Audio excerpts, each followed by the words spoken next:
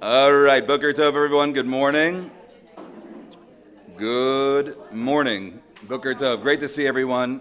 Nice to be here together. And we begin with the dedication. Le'iloi nishmas Miriam bas Avram alav shalom v'shem tov ben Shlomo zichrono livracha. Okay. We have the schos this morning to continue our learning, and a very, very special piece from Rav Avraham Yitzchak Kook, and a topic that is Inyana de Yoma, a topic that's very important for today, and that is the topic of unity, of Achdus and OUisrael. And this is essentially the major theme of the last chapter, the last parak of Eretz Chefetz. And what we're going to do today is we're going to begin, actually we usually begin with the mimer, with the piece from Rav Kook, but in order to understand this piece and to appreciate it, we need to begin with another section, and this is taken from Tanakh. It's one of the most famous, I would say it's one of the most famous sections of Tanakh, and the story of Shlomo HaMelech, and it's about 10 verses, 10 psukim, which we're going to see. Now, I noticed that they stapled the source sheet. It's a little bit off. So you're looking, it says Meshech Chachma on the top, but that's not the first page. The first page, number one, you should see, there should be a number one at the top. I do have them numbered. There's a number one, and it says Malachim, Perek Gimel, Nevi'im Rishonim, at the very top of the page. So this is how we're beginning today. You only have 2 pages. Okay. So there are copies on the back table. I'm sorry. Copies on the back table. Okay, so here we go. So this is a story that everybody in the room knows, that everybody has heard. And I'm not sure if you've studied this story or seen the psukim inside, as we say. So we're going to see the psukim. We're going to see the verses. We're going to run through it. It's about 10 psukim. But we'll see this is going to be our backdrop and a very, very beautiful application of Rav Kook. So here we go. Here is the story. Malachim Aleph and Pasuk Tet Zayin. Az tavona shtayim nashim zonot el hamelach. There were 2 women who were prostitutes, zonot, and they come to the king. This is Shlomo HaMelech, v'ta'amodna lefanav, and they stand before the king. V'tomer ha'isha echat. One of the women say the following, Bi Adoni ani v'ha'isha hazot yoshvo b'bayit echad. Both of us live in one house together. Ve'eleid ima b'bayit, and I gave birth in the house. Vayhi bayom hashlishi lelideti v'teleid gam ha'isha hazot. And on the 3rd day, the other woman who was living in the house with me also gave birth to a child. Ve'anachnu yachdav. The 2 of us are living in the house together. Ein zari tanu b'bayit. There's nobody else who's there in the house. Zulati shtaim anachnu b'bayit. It's just the 2 of us. Pasuk Chav, Vayamat ben ha'isha hazot laila asher shachva alav. And the child died of the other woman. Vatakam betoch halayla. And what did she do? She got up in the middle of the night. Vatikach et beni me'etzli. She took the child from me. Va'amatcha yeshena. I was sleeping. Vatashkiveyu becheka. And she put the baby in her chest, in her womb. Ve'ein bena hamet tashkiva becheki. And ve'ed bena hamet, and the child who died she placed in my bosom. Va'akum baboker lehenik ed beni, and I woke up in the morning to nurse my child. V'hinei mate, and the child was not living. Ve'ed bonene la baboker v'hinei lo haya beni asher yiladeti, and I looked carefully in the morning, and that was not the child that I gave birth to. V'tomer ha'isha acheret, lo, that is not what happened. Ki bini hachai ubenei chamet. It's the living child that is my child. V'zot ameret lo. And the other woman says, Ki bini chamet ubeni hachai. I am the mother of the living child. Vatidaberna lifnei hamelech. And they continue to speak before the king, before Shlomo HaMelech. So v'yomer hamelech zot ameret ze bini hachai ubenei chamet. That one woman is saying that the living child is hers. V'zot ameret lo ki benach. And the other is making the argument, stating that I am the mother of the living child. So here, famously, what does Shlomo HaMelech do? We all are familiar with this. Vayomer HaMelech kechuli cherev. Bring to me a sword. Vayoviu hacherev livnei HaMelech. And they brought the sword before Shlomo HaMelech. Vayomer HaMelech, Shlomo HaMelech says, Gizru et hayeled hechai, let's cut the live child in half, lishnayim. Utenu et hachatzi le'achat, v'achatzi le'echat. Let's give half the child to each mother. We don't know which one is the real mother. Vatomer ha'isha asher b'na hachai el hamelech, the mother who is the mother of the living child, says to the king, Ki nichmeru rachameh al bana, because the mercy that she had for her child, Vatomer biadoni, please, my master, tenu la, give her et hayalud hachai, give her the living child, v'hamet al timitu, do not kill this child. V'zot ameret, and what does the other woman say? Gamli, gamlach, lo yeh gizoru. She shouldn't have it, I shouldn't have it, cut the baby in half. Vayishmu kol Yisrael tamishpat. Thank you very much. Thank you. Chav Zayin, and this is the key line. Vayan HaMelech, and the king answered, Vayomer tenu la et hayalud hachai, give her the living child, v'hamet lo timitu, do not kill the child. He, imo, that is the mother of the living child, the one that was willing to give away the child. And the one, God forbid, the one that said to cut the child in half, that certainly cannot be the mother of the child. Vayishmu kol Yisrael, the entire Jewish people heard of this episode, et hamishpat, this judgment, asher shafat hamelech, vayiru mipnei hamelech, and they had awe of the king, ki ra'u ki chachmat elokim b'kirbo la'asod mishpat. They saw that he was a king who had the chachmat elokim, that he was a man of God, they had the wisdom of God within him to do judgment. Vayihi hamelech Shlomo melech al kol Yisrael. And this is the beginning of the reign of Shlomo HaMelech. So this is I'm sure we have heard this story. I would say it's one of the most famous incidents of all of Nach, outside of Torah. And a very, very beautiful story. I guess not so beautiful in certain ways, but a beautiful lesson about the love of a mother for a child. And Rav Kook is now going to use this story, is going to illuminate the idea of this story. So let's look at the following. We turn now, if you can find this, page 2. There should be a 2 on the top of the page. And this is now Rav Kook. We're in the last chapter of Eretz Chefetz, and which is Perek Yud Beis in Eretz Chefetz. This is Hav. This is the 5th piece that's found in the chapter. And here we have Rav Kook, and we'll see also the beautiful writing and the beautiful idea of Rav Kook. Machloket hadayot. So there is a machloket, there are difference of opinion, al davar hadrachat haklal. How do we go about dealing with the klal, with the community of Israel? Now, in bizman hazeh, now we do find that in our time, shirabu pritzim, that there are many that are poretz geder. There are many that are not following, not observant of the Torah. Nosim degel hahafkerut biyad ramah, that they lift up the degel, the banner of hefkerut, which means that they're very proud to say that they're not observant of Judaism, that they're not living a Jewish life, and there are those that are very even proud of that. Biyad ramah, that they lift it very high. Ra'ui lahafrid et haumah. There are those who say that for this reason we should make a separation, a distinction within the nation of Israel.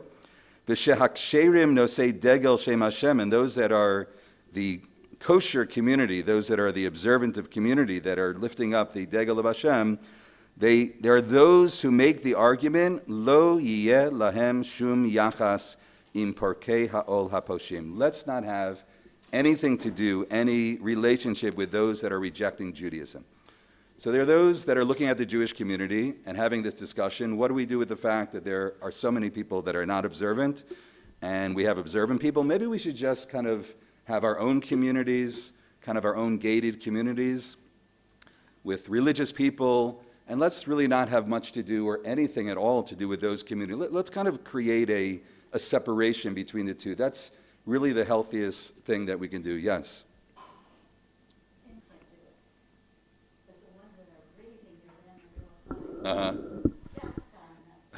Right. Okay. No. I think you make a very good point. You make a good point, and that is that those on the other side would say those that are proud of it and those that are really rejecting and rebelling their allegiance to Judaism, we should really make a cut. We should make a separation from them. So there are those that are making that argument, or the other side is the middle of line 4. We continue, O Shema, or possibly Koach HaShalom HaKlali, the importance of having shalom, of having peace, Machria et HaKol, that really is the overriding factor.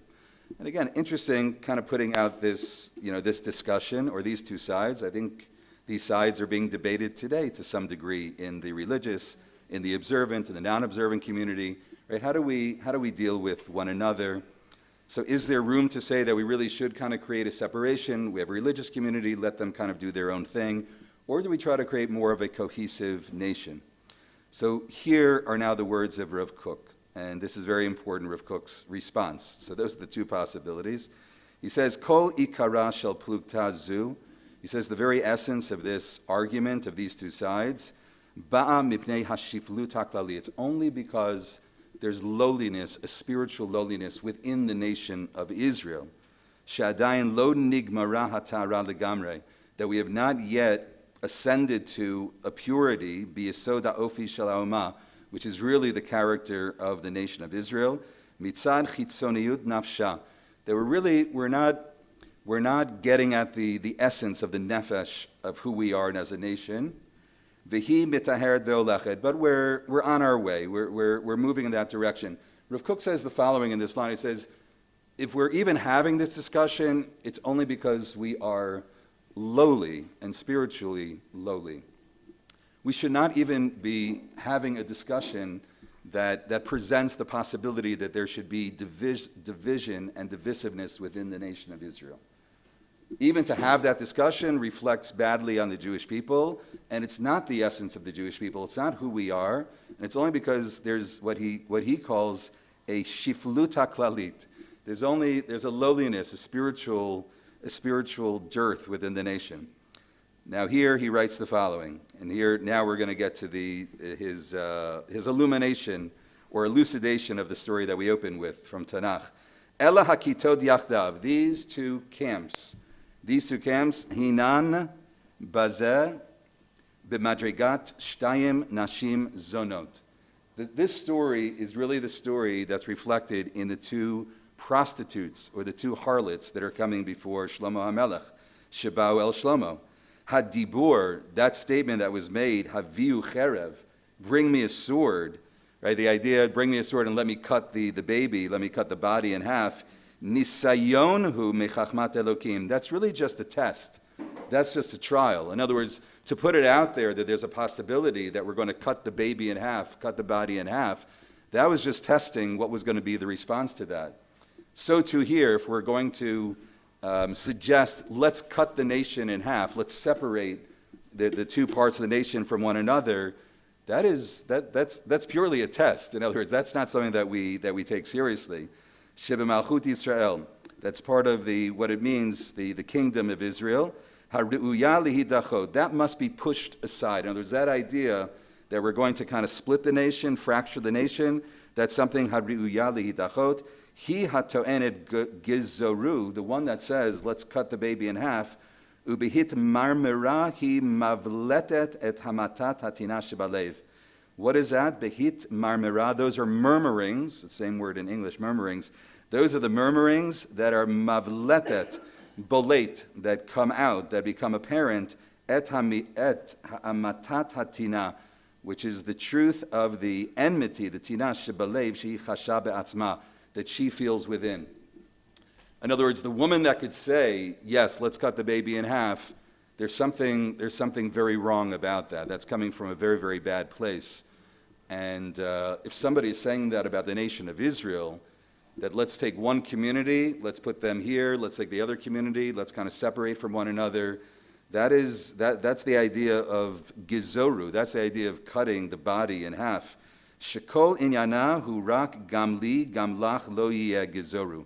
That's part of, to say something like that is to say something like that woman said, like that prostitute said, cut the baby in half. Nobody should have, should have the baby. Let's just both take half of the baby. And on the other side, V'ha'em harachamaniya, but the mother who is the merciful mother, Aim ha'emet, the mother who is the true mother, Omeret, she says, Tenu la et hayilod, give my child away, give my child to the other woman, V'hamet al timitu, do not cause a death to the baby. V'ruach hakodesh sovachat, and the Ruach HaKodesh, the spirit of holiness, meaning the word of God, calls out, Tenu la et hayilod hachai, give her the baby, hi imo, that is the mother. So, first of all, the Gemara asks the question, how was Shlomo HaMelech certain that this was the mother? Maybe she outsmarted Shlomo HaMelech. In other words, she knew if she were to say, don't cut the child, that she would get the child. Maybe she was smarter than Shlomo HaMelech, and she kind of strategized to do that. The Gemara says the following, and this is what Rav Kook ends with in this piece, that it's Ruach HaKodesh. The Gemara in Makos, Chav Gimel Amud Beis, says that in that court there is Ruach HaKodesh, that Shlomo HaMelech was able to have a kind of nevuah. And if you look at the second column, Beis Dinu Shel Shlomo, in that Beis Din of Shlomo, it says, D'chtiv Vayan HaMelech Vayomer Tenu la et hayalud hachai v'hamed lo timitu mina yada. How did Shlomo HaMelech know it? Dilma iaruma mi'arma. Maybe she was engaging in trickery. Maybe she was strategizing. Maybe she was smarter than Shlomo HaMelech. So says the Gemara, Yatzaz bat kol v'amra hi imo. That wasn't just Shlomo HaMelech who was smart enough, who was wise enough to kind of read what was going on. It was the Word of God. It was the Word of God. The Word of God said, do not cut the child, give this child to the mother, who says that the baby should not be cut in half. So for Rav Kook sees this story as not just a story of mothers and not just squabbling over the baby, of prostitutes that are arguing with one another, but this really represents, and with the Navim, with Shlomo HaMelech, and with the Word of God, it represents OUisrael as a whole. And I think that's how we can understand, by the way, at the very end of the story, there's a beautiful pasuk that we read, as the Jewish people saw what happened, and they called out, Vayihi HaMelech Shlomo, Ki Ra'u Ki Chachmat Elokim B'Kirbo L'Aso Bishpat. The Jewish people saw the greatness of Shlomo HaMelech, Vayihi HaMelech Shlomo Melech Al Kol Yisrael, that he was the king of Israel. I'll take a question or two, but I just want to point out one other thing.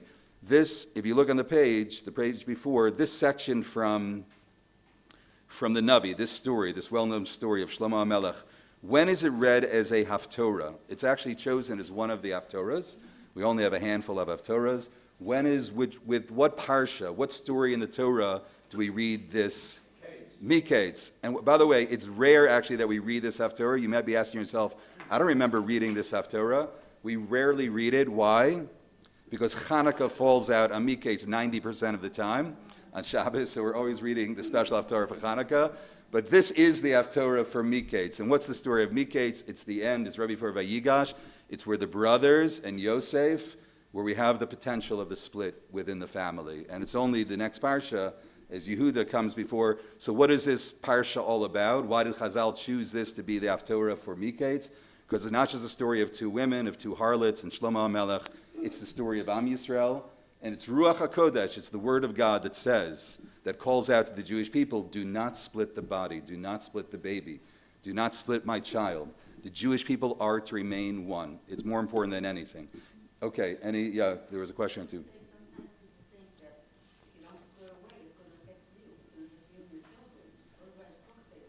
Right. Okay. So every situation needs to be addressed and addressed properly. But as a principle, as a foundational principle, our approach is and the priority that OUisrael, that we want to be together. We want to find a way to be together. There's nothing more important than that. That's the message of Shlomo HaMelech and of the brothers. Yes. I was going to say this whole concept is sort of to see even wearing their clothes. Yeah. There's a famous story that he dresses, that he asks to go change clothing with them, and he puts on the clothing of the chalutzim, and they put on his bekasha and his hat, and they're dancing together. And he says, "You see, we're really one. Just on the outside, we look different, but we're really the same. We're the same." So yes, this is one of, especially for all of us that have been studying Rav Kook together, this is one of one of his guiding principles, one of his most important teachings. And we see this, what a beautiful idea to take that story and to take that episode with Shlomo HaMelech and to apply it in this way in terms of how we see Am Yisrael and the importance of remaining together. So I want to highlight two other sources with you in terms of what it means to be together and to be one in the Achdus of Am Yisrael, and two other rabbinic personalities who lived at the same time of Rav Kook, Reb Meir Simcha Cohen of Dvinsk, the Meshech Chachma, was considered to be one of the Gedolei Torah of the previous generation, and a line from the Netziv as well, who was a Rebbe of Rav Kook. So if we turn now to page 3, which I think in your little packet it's the first page, but it's page 3. So look at this page. It should have a number 3 on top. It says Meshech Chachma Meir Simcha Cohen Midvinsk. So now there's a classic teaching of the Meshech Chachma, a very, very beautiful idea. And it brings us back to the giving of the Torah. We highlight the idea of Vayichan Sham Neged Ahar, the Jewish people being one. And then the Jewish people say the following. The pasuk says, Vayanu kol ha'am yachdav, vayomru kol asher diber Hashem na'aseh. Now before they say na'aseh v'nishma, they first say, in Parshat Shemot, they say na'aseh. We will do all of the commandments. And actually, the Meshech Chachma raises the question, which is an interesting one, how is it that a Jew can do all of the commandments? Because a Jew cannot possibly do all the commandments. We all talk about 613 commandments, we're all obligated 613, Taryag Mitzvot, but the truth is, we don't do Taryag Mitzvot, and it's not possible for any Jew to do Taryag Mitzvot. So he writes the following, Hinei Mitzvot HaTorah Yesh Asher LeKohanim, there are those mitzvot in the Torah that are for the Kohanim, V'yesh asher lelevim. There are mitzvot that are only Levi mitzvot. Anybody here a Levi? A Bas Levi, okay. So you have special mitzvot being a Bas Levi. Any Kohen in the room? Or Bas, okay, a Bas Kohen. Yeah, there are halachos for a Bas Kohen. There are things that you can do that I will never be able to do. And then there are those V'yesh the Kohen Gadol, and then the Kohen Gadol has certain halachos. V'yesh the Melech, and their halachos relate to a king. Ola Sanhedrin, there are halachas for a Sanhedrin. V'yesh l'mish yesh lo karka, there are those people that own property. Anybody own property? I don't own any property here. I'm renting. So there are people that own property. Ubayis, anybody own a house here? One person, right, we're all renting. Okay, so there are halachos if you own a house. There are halachos if you own property. But there are a lot of people that don't and never will. Rak bichlal Yisrael, only the entire Jewish people as a whole, tzricha haTorah liskayem, only with the entire Jewish people can the Torah be fulfilled, be observed. The Chol Yisrael arevin zelazeh, as we all know beautifully, the Gemara in Shavuos, that we are all arvus, that we're all intertwined with one another. Arev, like the word, we put up an eruv. What does an eruv do? An eruv brings everyone together in one place, in one reshus hayachid. Ubekiyumam kula mekablim schar. And when everybody does what they need to do, the Bas Kohen and the Bas Levi and the Kohen Gadol and those that own property and own fields, when everybody does their mitzvot, now we have everybody keeping Taryag mitzvot. But we need everyone in order to do that. It's just an interesting way to think about Taryag mitzvot. I think we usually think we have all the mitzvot and we're all obligated. But in a sense, the Torah was given in such a way that a single individual is not able to keep the entire Torah. That means we're all interconnected with one another.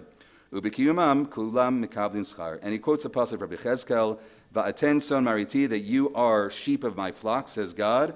Adamatem, you are, interesting phrase, you are a single person. You're one entity. All of Am Yisrael is one. Shekol ha'oma Yisraelit hu adam echad. And a way to look at it says the Meshech Chachma, Yesh Asher Hu Kelev. There are those people who are like the heart of the nation. She'amrut Sadikim Liban Shel Yisrael. Sadikim are like the heart of the Jewish people. V'yesh Kerosh. There are those that are like the head. V'yesh Ka'ayin. V'hu She'nimsa Rosh Ha'eda, Einei Ha'eda. We find these terms in the Torah.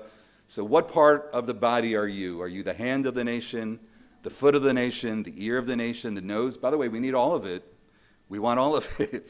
We want the brains, we want the heart, we need eyes, we need hands, we need ears.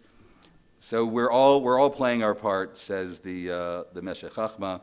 And just to read this last line, V'chol echad, 4 lines down, V'chol echad sarich lekayem mitzvah hatluya bo, that you, every single Jew, has their part to play, your mitzvah, your mitzvot, your role, ubechalutam. And when everybody does it together, hu adam shalem. Now we are a single nation. So that's a way of looking at, and how do you break the nation? As Rav Kook says, we cannot possibly cut the body. We can't break the nation in half. We need one another. There's no way to be mekayim, the 613 mitzvot, without everyone together.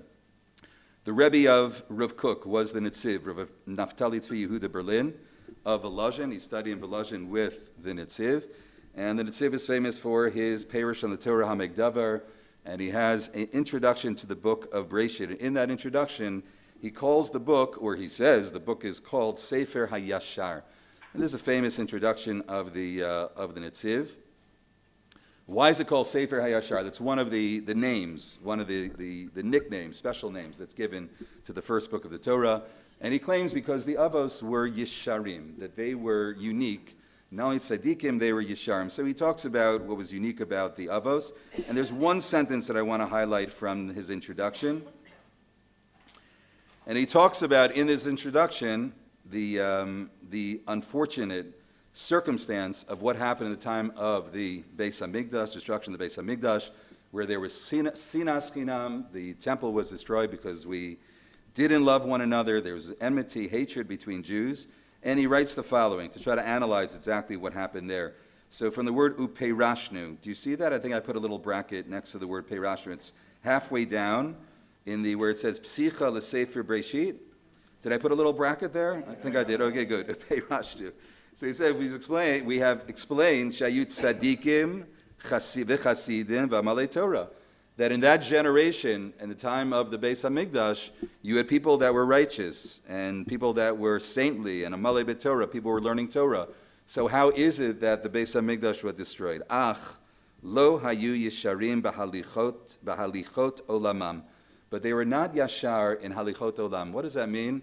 He's going to explain in a moment, but it means the way that they interacted with one another. And kind of a lack of respect that people had for one another. Al kain mipnei sinat chinam shebelibam ze et ze chashdu et mi shira'u shenoheg shelo keda'atam. Now that's an important line. So what's the sinat chinam according to the Netziv? Shebelibam ze et ze chashdu.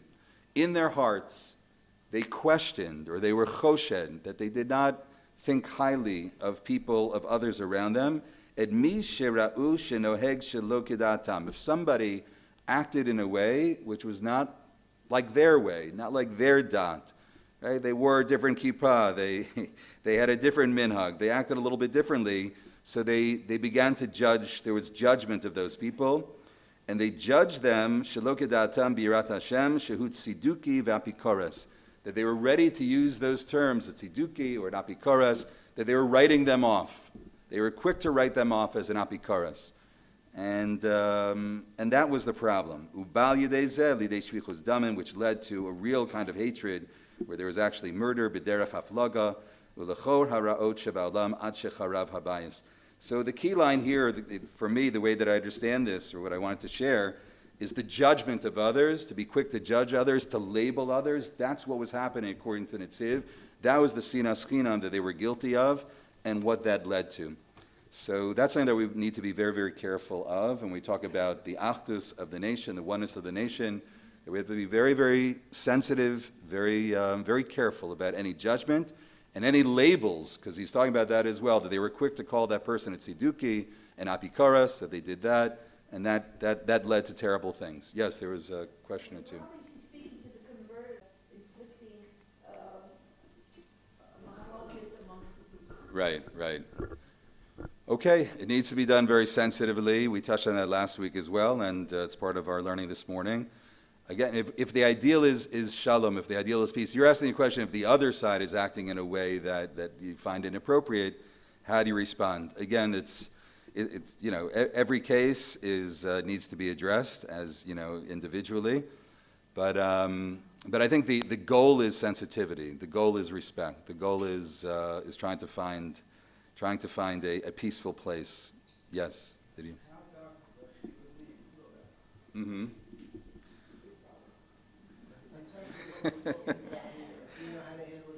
That's right. If I knew the answers. But I think the lesson is an important one. The lesson is the lesson of trying to find peace, of being very, very careful in terms of language, in terms of judgment of others. That's the starting point, and a very, very important, a very important lesson. Okay. And that the ideal, again, as we started with, which we'll look at right now, the ideal that we have to find every way to keep our nation together, to create a unity, that there's brotherhood, to do everything that we can, and to see that as the highest priority. So if we turn out to page 4, we'll skip that last source for now, we'll come back to that another time. So Rav Kook has a beautiful, I would say it's one of his most famous poems. He wrote poetry as well. One of the unique aspects of Rav Kook's life is that he was also a poet. He enjoyed writing poetry. We have a lot of poems of Rav Kook. And this is, I would say, one of his most famous poems. I'm not going to see the entire poem, but what is called the 4-part song. And in that, he describes the soul of every person. And we've looked at this in the past, that there are those that are a soul that wants to ennoble their own soul, that one is thinking about their own life individually and how to have an attachment and closeness with Hashem. And then there are souls that are attached to the nation. There are souls that are attached to all of the nations, of all of humanity. And then there are souls that are attached to all of creation. And he suggests that it's really that a Jew is one who combines all of those factors, right? All of those special features. That I want to just to highlight what he speaks about when he speaks about the attachment to the nation of Israel, what it means for a Jew to be attached to the nation and to feel that close connection to OUisrael. And I think it's somewhat unique to living in Israel and for everybody in the room as well, as we'll see in a moment. So he writes the following. This is the second line. V'yeshehu shar shirat ha'umah. Do you see that? And here we'll see the beautiful poetry and writing of Rav Kook. There are those people, v'yesh, and there are those shehu shar shirat ha'umah. They're individual. There are those amongst the Jewish people that sing the song of the nation, that they feel that close attachment to all of OUisrael. Yotzehu mitoch ha'ma'agal shel nafsho ha'pratit. He leaves the circle, the ma'agal shel nafsho ha'pratit, his individual soul. That's not enough for him, right? Just to daven and to keep Shabbos and to keep kosher, to kind of care about, to be concerned with my own spiritual life, that's not large enough for that soul. She'ena motzeh otam meruchevet kera'ui v'lo miyushevet yishuv adiyali. That he doesn't see that wide enough just to be concerned with his own life, maybe with his own family, with his own children, right? He has this desire to connect with and to be concerned with the entire nation.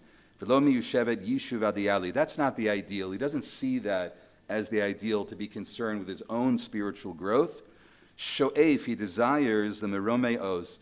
He wants something much higher, the strength of something that's beyond just himself. V'hu middabek be'ahava adina im klaluta shel knesset Yisrael. And he is davek, there's an attachment, a clinging with great love and with adina, with adinut, how do you translate adinut? In a very nice, in a gentle way, in such a beautiful way, im klaluta, with all of Knesset Yisrael. It's not enough for him, his concern for himself, and again I would add maybe for his family and for sort of his inner circle. He has a great desire to be a part of the nation and the love that he has for the nation, that he's drawn to the nation, his concern for the nation.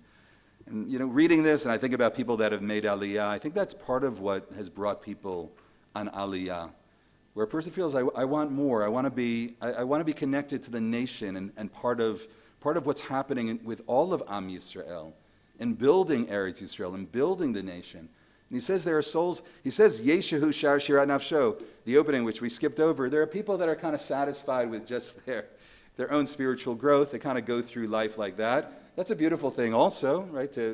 I'm concerned with my davening and my kashrus and my family and my community. But he says there are souls that go beyond that.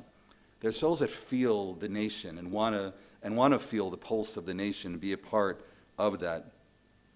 And what does that person do? V'ima, the third line down, v'iman, with the nation who shar et shireha. He sings the song, she sings the song of the nation. Meitzar b'tzaroteha. That person feels the pain of the nation. Right, very much what we're going through today, and I think what it means to live in Israel today, that we're feeling, right, the pain of the nation, and to see the losses, Rahmana litzlan, every day, every other day, to see soldiers, and to read that, and to feel that, is what it means to live here, what it means to live in Eretz Yisrael. And again, I mentioned this in the past, when I was back home for Pesach, and I was reading about what was happening in Israel, I felt a little bit of a disconnect. It felt like far away. I was reading it, but I wasn't feeling it in the same way. And Rav Kook said that's part of, and what's so special about being in Israel and being a Jew that's connected with the nation as a whole. That we're singing Sharat Shireha, we should do a lot of that, right? The celebrations of our nation, and there are souls that sing that song. And then Meitzar B'tzaroteha, right? Those that feel the pain. Umishta'asheha B'tikvoteha, and those that feel a great sha'ashuim, a great happiness in the hopes of Israel, that they connect with the hopes of the nation of Israel. Again, not just with your community, with the hopes of your shul and what's happening on your blocks, which is important also. But again, a soul that's connected in a much larger way. Hogad deot el yonot, the person thinks great thoughts or elevated thoughts, v'torot al avra ve'al atida. Such a person is very much connected with what has the history of the Jewish people, what has happened in the past, over ve'al atida, and the future of the Jewish people. Right? Such a soul is connected with the future. And again, I think for many of us, we've come to Israel, we've made Aliyah because we feel that there's a great future. We want to be a part of that future, the sense of redemption, of moving towards a better day, and to be a part of that, and to play our part in that, in every way, and every day that we're here. V'choker, in the last line, v'choker be'ahava u'b'chachmat lev et tocho rucha hapnimi. And I'll just, to translation here, and tries to understand its inner spiritual nature with love and a wise heart. So this, Rav Kook says, is how he describes poetically, right? A soul, a person, a Jew who's connected to the nation. That love, that dveikut that the person has for the nation, living with the heart and soul of the nation. And I think that's very, very beautiful. And again, getting back to sort of the opening where we started, that we can't possibly see, says Rav Kook, the idea of fracturing the nation in any way, of making any division within the nation. There's one nation, that we're part of this nation, and we want everyone to be a part of this nation. Okay, one last source, and I want to share two stories with you to conclude. So Rav Kook uses this, I would say, as a paradigm, the story of Shlomo HaMelech, as a paradigm for oneness, not to split the baby, not to break the body in half, God forbid, the need for oneness. There's another story that comes much earlier in the Torah that we're all familiar with, which I think also highlights the importance of togetherness and really this prayer for oneness. And that is Yaakov as he's about to end his life. Really, the last words of Yaakov to his children. So Yaakov says, he asks all of his children to come together, and he says, I want to let you know what's going to happen at the end of days. And he's on his deathbed, and these are the last message of Yaakov to his children. The pasuk says, and this is source 2, right in the middle of page 4, Vayikra Yaakov banav vayomer heasfu, come together, ve'agid alachem et asher yikra etchem ba'acharit yamim. Let me let you know what will happen at the end of days. Hikavtzu, come together, v'shimu b'nei Yaakov, v'shimu el Yisrael v'chem. They came together and they listened. The Midrash asks the question, what are these terms, he'asfu, hikavtzu? There are two words that are used here for gathering. La'asof, he'asfu, and hikavtzu, like the word kibbutz that we know. So there are many different opinions in the Midrash what it means. I'm going to bring one opinion. This is the rabbis altogether. What does it mean? V'Rabbanan Amrei, Tziva Otan, what did he mean by he'asfu and hikabtsu? He wasn't just saying, come, meet me in my house, 10 o'clock Sunday morning, let's all get together for brunch, and I'll let you know what's going to happen at the end of days. Those words have much more profound meaning. What does it mean? Tziva. He was giving a command. What does it mean? He'asfu hikabtsu tziva otan al hamachloket. He was telling them, be together. Do not have machloket. Do not fight with one another. And that is going to be the key for acharit hayamim, That's how we're going to come to the days of Mashiach. And if you read on I just highlighted one other, did I put that in a little box? Yeah. Okay, good. Very good. So the Midrash goes on to say the following, and this is, we can highlight these words. So the Midrash, based on this teaching that Yaakov said, come together, and that will be the end of days. In other words, if you don't have machlokes, if you find a way to live in brotherhood and peace and loving one another, that's acharit hayamim. That's what's going to bring the end of days. Says the Midrash, na'asu b'nei Yisrael agudah achat, when the Jewish people become an agudah achat, when you become one nation attached to one another, hitkinu atzman legeula. Prepare yourself for the geula. Once that happens, if you are together, agudah achas, if there's oneness in the Jewish people, that is a telltale sign. That is hitkin atzman. Prepare yourself. The geula is near. That's going to be the key for the geula. And I think it's true for us today in Israel as well, with everything that's going on, all the difficulties, the war, we need to be, that's the message of this Midrash. And the message of Rav Kook, we need to be unified. We need for there to be brotherhood. We need never to name call. And it's that togetherness, that unity that's going to give us strength to overcome, to be victorious, and for the geula, for the ultimate redemption. Okay, I want to end with two stories. One is a story from Rav Kook's father. We don't know that much about Rav Kook's father. His name was Shlomo Zalman Kook. He was also a great rabbi, not as famous as his son, Rav Avraham Yitzchak Kook. And the story takes place on this Shabbos, what will be the Shabbos of TORAH. So he was invited to be in a community for Shabbos, and he was a guest speaker on Shabbos in the community. This is the father of Rav Kook, Rav Shlomo Zalman Kook.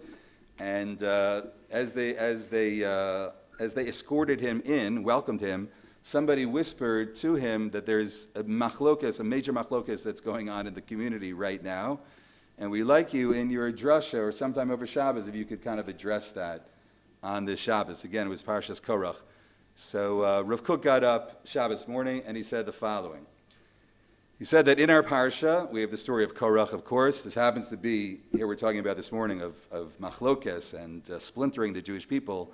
That's the message. That's the whole theme around Parshas Korach this coming Shabbos.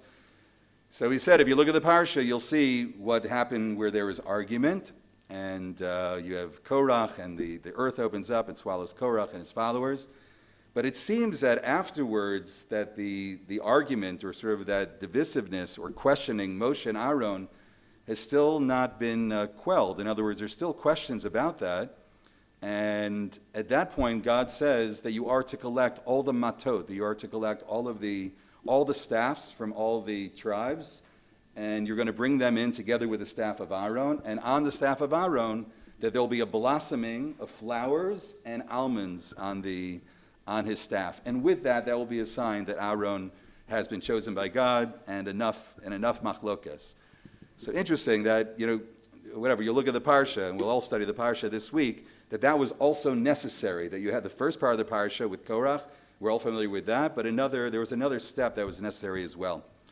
So Rav Kook said the following. There's a Mishnah that speaks about almonds, that deals with almonds, and that was on the staff. And again, why almonds of all things? That to see that the staff of Aaron, that it flowered and that it grew almonds, like that sounds very, very strange. So he said there's a Mishnah that talks about almonds, and it says there are two kinds of almonds. I have an almond tree in my yard. So there are almonds that start off being sweet, and then they become bitter as you leave them on the tree. And then there are almonds that are bitter, and they become sweet. That's what the Mishnah says. Two types of almonds, and maybe different halachos for each of the different kinds of almonds. So Rabbi Kook said that's true of a machlokes as well, when it comes to a machlokes in a community, or machlokes with others. So sometimes it starts off sweet. In other words, we're kind of somebody, we believe he deserves to be ostracized from the community, whatever may be. There's a little bit of sweetness in that machlokes. Everyone kind of gets on board, and this person is pushed aside. There's a little bit, unfortunately, a little taste of sweetness in machlokes. But then ultimately what happens over time, it's not so sweet. And where there is machlokes, There's bitterness in the end, even if you felt that it was kind of like the right thing in the beginning, even if it had a little bit of a positive taste. But he says when it comes to making shalom, the opposite is true. You know, when you're not getting along with somebody, or you haven't spoken to somebody, or trying to make peace with somebody else, in the beginning it's bitter, right? It's hard to make that phone call, hard to reach out, hard to sit down with that person and to talk about and try to make amends with somebody. There's bitterness in the beginning. But when you get over that, right, when you get through that bitterness, there's a lot of sweetness afterwards. So he says that's the message of Machlokes, that's the message of Parshas Korach, and why almonds, of all things, just realize that it's there may be a little bit of sweetness when you start a Machlokes, you're happy to knock this person, whatever it may be, but ultimately that's going to be very, very bitter in the end. Again, but when it comes to making peace, maybe a little bitterness in the beginning, but a lot of sweetness at the end. Okay, so that's one story. The second story, and I'll end with this, is a story, and I'm going to read this story to you. This is a story that is found, and I credit the story to a good friend, Rabbi Judah Michel, in a book called Baderach, a beautiful sefer, which is really about tshuva, and he's one of the writers for Torah Tidbits. He's the head of HASC, those that are familiar with the program HASC. He's there now, up in the Catskills, and he has a beautiful sefer about tshuva. And this is a story that I want to, I'll close with, and I'll read it to you. And here it is. Before his distinguished 50-year career as a senior surgeon at Hadassah Hospital, Dr. Nachum Kook was beloved for his righteousness and dedication to the members of the Jewish underground in pre-state Israel, and served as the unofficial doctor of the Irgun, a man by the name of Dr. Nachum Kook. Now, during the Six-Day War, Dr. Kook was a supervisor at the Emergency Military Field Clinic at Bikur Cholim Hospital in Jerusalem, and worked day and night as a supervising physician in the triage room. In the midst of frantic, raging battle, decisions in the field clinic were made at a dizzying pace. Wounded soldiers were arriving on stretchers in desperate condition, and there was a constant need to make life and death decisions and prioritize treating those victims whose lives could be saved. A young soldier, this is 1967, Six-Day War, a young soldier evacuated from the war front, arrived at Bikur Cholim unconscious and severely wounded, his leg barely attached to his body. You know where Bikur Cholim Hospital is? You're familiar where it is? Yeah, it's still there today. On Strauss. The doctors tried everything, but soon realized that they had a terrible choice to make. If the young man was to live, he had to lose his leg. Dr. Kook, however, adamantly insisted that the attending doctors do more to save the soldier's leg from amputation. With a steady flow of injured soldiers coming in, the medical team felt that there was not time to deliberate the matter again, but Dr. Kook continued to insist that they not give up on the limb. In the face of Dr. Kook's persistence, and despite their collective opposition, the doctors reviewed the case once again. Emerging from the operating room a short while later, their faces beaming with joy, the soldier's leg had been saved.